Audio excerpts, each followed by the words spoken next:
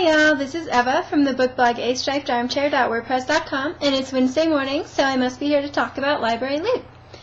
You'll notice that I only have 7 books to talk about this time, and that my loot has been getting progressively smaller.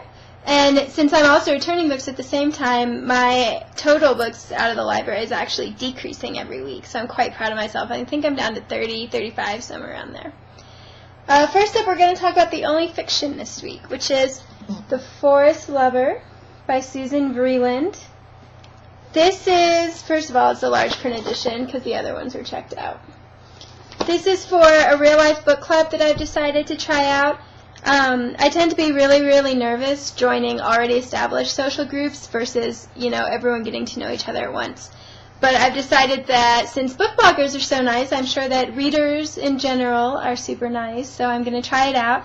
And I've decided to join the World Travelers book group, which if you know anything about me and if you read my blog at all, you'll understand why. So the meeting is October 21st, and it's actually a Canadian book, which is pretty exciting since I joined the Canadian Challenge, so now I have to read 13 books before next Canada Day, which I think is July 1st.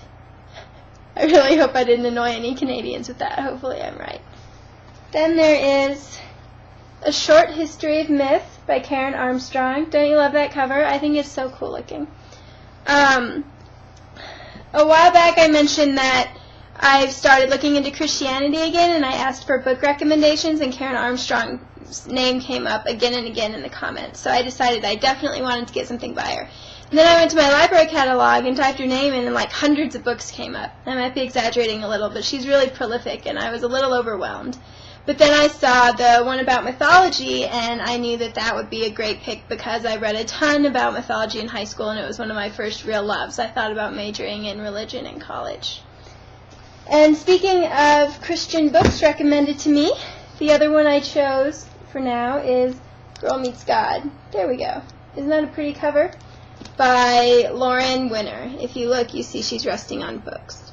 So yeah, the cover was a big part of why I chose this one, because it combines a girly-looking person with books, which pretty much describes me. And I can't remember who recommended it to me, but whoever it was said that based on my blog, they thought I'd really enjoy it. And that just tickled me that, apparently I have a reading style and people can figure it out from my blog, so I'm excited about that. Then there's You'd Be So Pretty If by Dana Chadwick.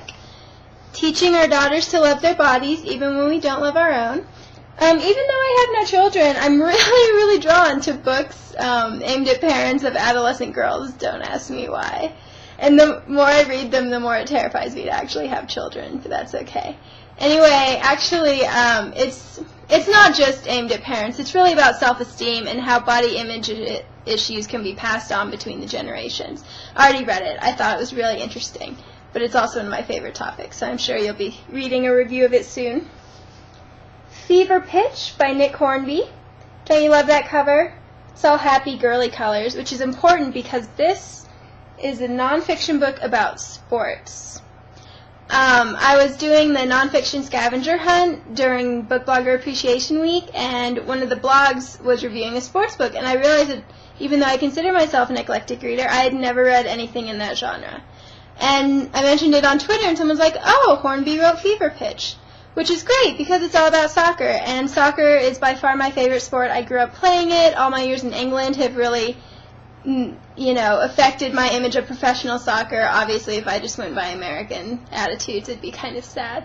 Anyway, I love Hornby's nonfiction writing in his in his essays about books, and I've already read all 3 of those, and I'm sad that there isn't a 4th, but now hopefully I'll really enjoy Fever Pitch, and then I'll get to enjoy more Hornby. That was so rambly. Oh well. It's early. Not finally, there are 2 left. White Moogles by William Dalrymple. First of all, I love his name. I seriously wish that my name could be Eva Dalrymple now, because, I don't know, it's just fun to say. Anyway, it's Love and Betrayal in 18th Century India. It's for the World Citizen Challenge. It's a history pick for me. I just finished reading a huge book set in India, and I've always had a fascination with it ever since at least high school. So obviously I was quite drawn to this one, and I'm not really sure what a white Moogle is, but I figured now's the time to find out. And I know that Dalrymple has written a few other books, and hopefully I'll like his writing, and then I'll have another resource for nonfiction. And finally, Gig, Americans Talk About Their Job. It's edited by John Bao, Marissa Bao, and Sabine Streeter. I read about this on Citizen Reader, and it sounded really interesting. I like reading books about American society, and since I'm unemployed, I figured it'd be interesting to read about different jobs, too. I didn't realize how big it was going to be.